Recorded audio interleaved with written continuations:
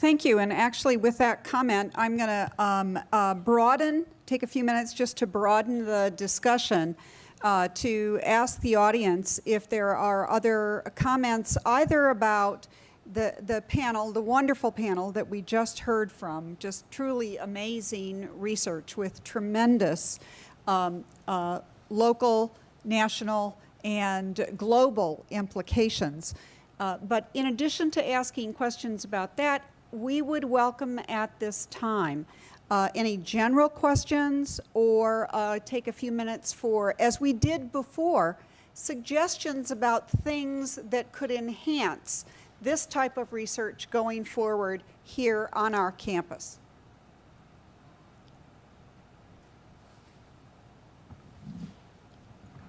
Okay, I mean, given the theme of this opening workshop, understanding and protecting the planet, there's an action component in that, protecting the planet. And so I'm just curious, it's a question about vocabulary. If we're trying to become an engaged university and join basic understanding and an action like protection, what language do we use? What kind of vocabulary? Is this about sustainability science? Is this about resilience, adaptation, mitigation? What language do we use as we try to present ourselves to the public, for instance, on what we're trying to accomplish here?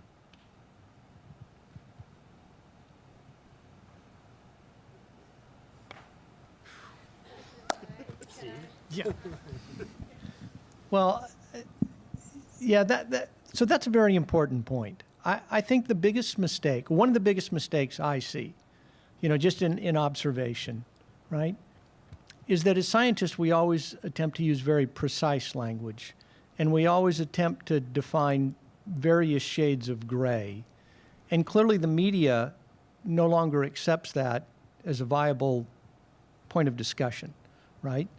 So I have to say, some people accuse me now, of being a little blunt and, simplifying things. But I think that's actually our obligation as scientists, not to get down and, get in the dirt with these people necessarily. But I think that it's easy for all of us to kind of go a little farther out on a limb than we have in the past and maybe make a little more bold statements, right? I see people apologize all the time when they start. They'll say, well, climate change, if it's real, right? Or, if we could, and I think, it's sort of in our court to have the cojones to stand up and say, look, climate change is real and we're all going to be screwed by this at some point if we don't get our butts in gear and start doing something. And so I have personally taken that on. I mean, I have tenure and I have some pretty big grants, so maybe I'm okay to do that more. But I actually think as scientists, we've sort of been a little bit, shrinking violets on this. And maybe we should just all stand up and, maybe be willing to take one on the chin from a couple of people who disagree with us and fight back a little bit. Right? Sorry that I said that. Yes, I agree with Steve. I think we need to design some kind of public image of UCSD's, attitude towards climate change and sustainability. And I think today's workshop, actually, for the very first time, I'm kind of, sitting next to the panel with economists and people from biochemistry or scripts. And I think, to me, I just got my tenure. So, yeah, I think this kind of opportunity definitely is encouraging. I have many opportunities when I was a graduate student back in MIT, very close connections with business school and entrepreneurship. And I think UCSD definitely have its own flavor. I see today's workshop learned a lot from people from SIO and chemistry and some wonderful graduate students. And I think hopefully we can have a few action items after today's workshop, things like put some language together to show UCSD's position for climate change and sustainability research. Excellent. John? Yeah, I had a question, or not a question, but just an observation on another area that's broad and covers all the discussion we had today. And that's the issue of cross-disciplinary research, or research between the Scripps Medical School and the general campus, is the reward system. That's a challenge. I've been here 40 years, and I've seen this thing actually work once, where we split faculty positions between the institution and the general campus. And the faculty reward system really needs to be considered in this, I believe. And cluster hires rather than split hires may be the right approach to doing the interdisciplinary work. And the other is the reward system with regard to things like research space and so on. And the reason there's a difference here is that general campus is, well, a general campus. It's providing or attempting to provide a liberal education to young people coming in just to have an undergraduate degree. Less so for Scripps, but the return, let's say, in terms of space and facilities and so on, is also a difference that depends upon where you come from or how you split your time inside the institution. So those are difficult problems, but they're at the core of greater integration of the campus. So that's Thank not you. a question. Yeah. Well, appreciate your comments, even though that wasn't really a question. I think it's an important observation about things that we need to attend to as a campus to be able to move our work forward, regardless of the context in which that work occurs. Thank you. Hi. So, and if I can just piggyback on the other end of that, something that didn't come up a lot here is incentives for graduate research. And so for myself and my colleagues here, we have our own sort of self-starting thing that was started by IGERT, but then this year has become something a little bit different with more upper campus. What led us to this point, though, was that we were all interested in environmental change, in trying to make a difference, but we don't have natural starting points for that sort of education here. So for myself, I'm a political scientist. I spent 2 years in the core program there, another year writing a prospectus. So by my 3rd year, I finally had a project, right? And at that point, then I have to go, and if I want to do interdisciplinary work, I need to assess the other disciplines and be at the cutting edge of those disciplines as well, right? The big fear for graduate students is that if you spread out, you lose your expertise, you lose your specialization, and then the logic of your career takes over there, right? We need to do smaller and smaller things a lot of the time, the way that the incentives are set up right now. So for us, we actually have been doing this on our own. I have a series of disciplinary hoops that I need to go to through my own department. My colleagues have the same thing at Scripps. What I'm wondering is, how can faculty, along with the institution, how can we incentivize a real cutting-edge cross-disciplinary research that doesn't destroy our time, right? Because we have other things, unfortunately, that we have to do, but we want to be successful at this thing more than those other things a lot of the time. The logic isn't there yet. I'm wondering what kind of solutions we might have for incoming graduate students, especially who are starting this sort of training. Mm-hmm.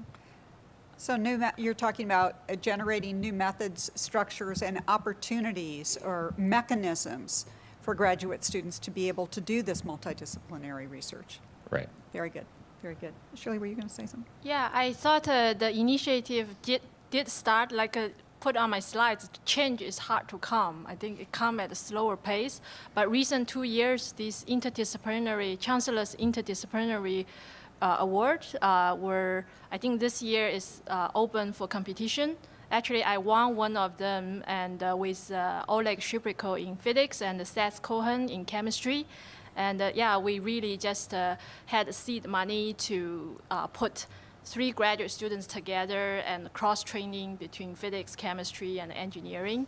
So I think we need that kind of incentive from the campus, and through that, you go after larger grants that can sustain those students. So I see a lot of places on campus this is starting, but probably you won't benefit from it. Sorry.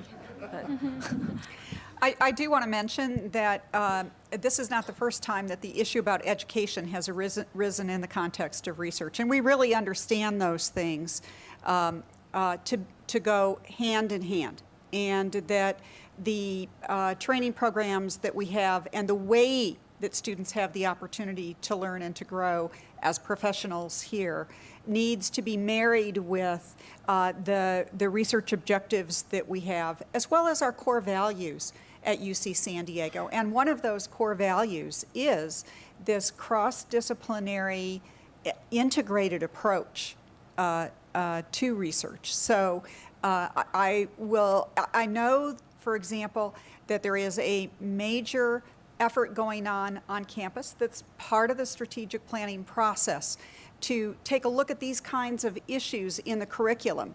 And I see Suresh in the back. I'm sure he could talk about this at great length. But really looking across disciplines, where do we have opportunities to be teaching together, to integrate classes, to have classes from one area count for another area. That is a very arduous process in a large bureaucracy like we are. But I do have to say that UC San Diego has not shied away from beginning to address that. And I think that that's one of the values of the strategic planning process over the course of the last year. Again, not all those changes are going to be made by the time that you graduate, but it's very clear we need to make those changes at the undergraduate level, at the graduate level, and create an array of opportunities for our graduate students and our postdocs to work across disciplines together. I would just like to make one quick comment to elaborate on what Kyle was saying. I'm also a part of this wonderful interdisciplinary forum, and really as graduate students we're apprentices, and so the roadmap to becoming a straight scientist is much more clearly laid out for us than to be an interdisciplinary scientist. And I think that some of the examples of really great faculty-led interdisciplinary work has been really clear today in this forum, and so I encourage those faculty members to come and maybe present at our forum and actually allow for graduate students to take part in this research and learn from you how to actually have a good interdisciplinary project, because it's really hard to make it from scratch. We still need to learn too. Sounds like a wonderful invitation. Margaret? I think the question that the issue that the students raised about how best to conduct their careers in this framework is an important one. But just as we would never think of doing research without looking at what the rest of the world does, I think it's important for us to look outside of UCSD as well. Mm-hmm. And for example, when NSF began the IGERT program and the research collaboration networks and a whole host of the interdisciplinary initiatives at the beginning of the 2000s, they also invested in very substantial research into what was happening in those, both from the standpoint of how the interdisciplinary work was done, how that was valued in the world of scholarship, and the impact on students. And I think that we need to inform ourselves about some of that work and take advantage of it and learn from what's been good and what has not been good at other institutions as well. Mm-hmm. Wonderful point, wonderful point. And just as an aside, NIH is doing the same thing now, just a decade after NSF. So I think there are important lessons learned that UCSD will be able to take advantage of. Yes. I think we'll have time for another question, and I'd like to engage. But I do also want to mention that we said at the very beginning that this is the launch of a discussion. And so one of the things that we'll be doing is to take a look at some of the issues that were raised, recommendations that were raised, and try to generate sort of the next steps, next stages, create new opportunities to continue this process and refine it within our university. And one way to help with that is to put any ideas that you have. We'll put a summary of this on the website. In addition to having the videotape available for everyone to watch, for anyone who wasn't here or you want to re-listen to some of the presentations from today. But that is a great place to put additional comments and suggestions and requests and ideas on the website so that everyone can see those. And we will begin to look for the common patterns, the common issues, the common requests, because there certainly have been themes that have arisen already. We have another question before we close. So we build cutting-edge facilities here, and we try and achieve high energy efficiency, Title 24, exceeding that by 20% now with state mandate. What my mechanical engineers, the guys that are trying to design these systems, are finding is that we're going to start building buildings that achieve massive energy efficiencies that nobody's going to want to be in because they're going to be uninhabitable. Okay? And their choice is either follow the state mandate and exceed the energy efficiencies, or make a building that people want to be in. So, I mean, this is probably more the human side of this, but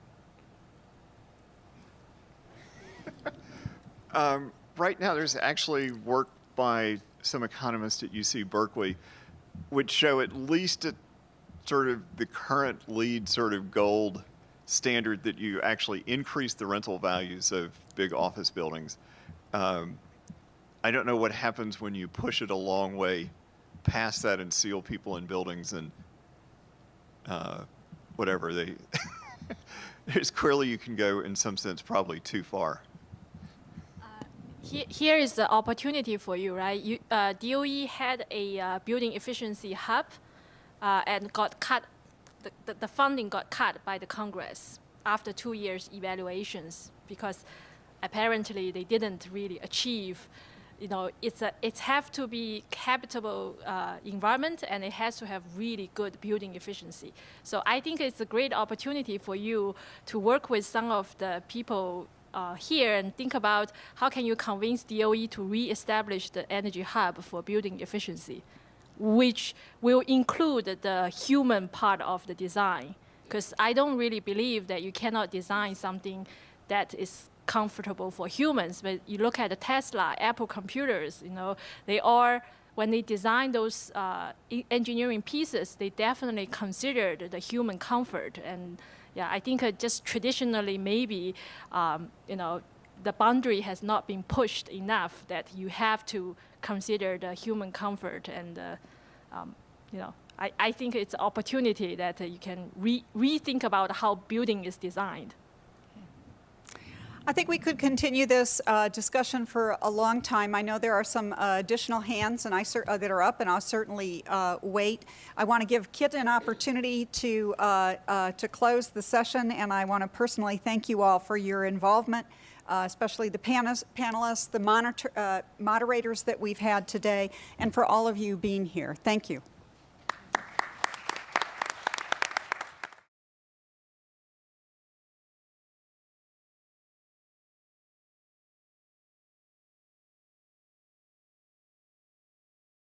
No longer accepts that as a viable point of discussion, right?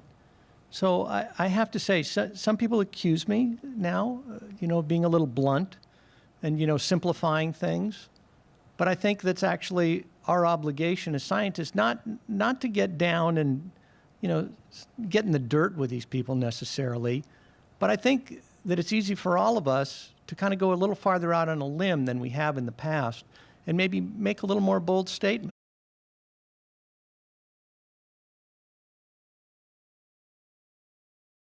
Thank you. And actually, with that comment, I'm going to take a few minutes just to broaden the discussion, to ask the audience if there are other comments either about the panel, the wonderful panel that we just heard from, just truly amazing research with tremendous local, national, and global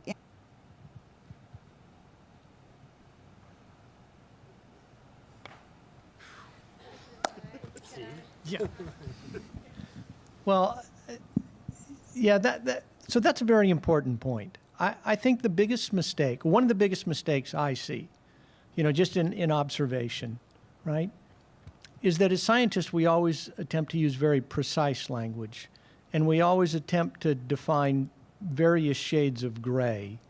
And clearly the media... Shop, understanding and protecting the planet, there's an action component in that, protecting the planet. And so I'm just curious, it's a question about vocabulary. If we're trying to become an engaged university and join basic understanding and an action like protection, what language do we use? What kind of vocabulary? Is this about sustainability science? Is this about resilience, adaptation, mitigation? What language do we use as we try to present ourselves to the public, for instance, on what we're trying to accomplish here? Implications. But in addition to asking questions about that, we would welcome at this time any general questions or take a few minutes for, as we did before, suggestions about things that could enhance this type of research going forward here on our campus.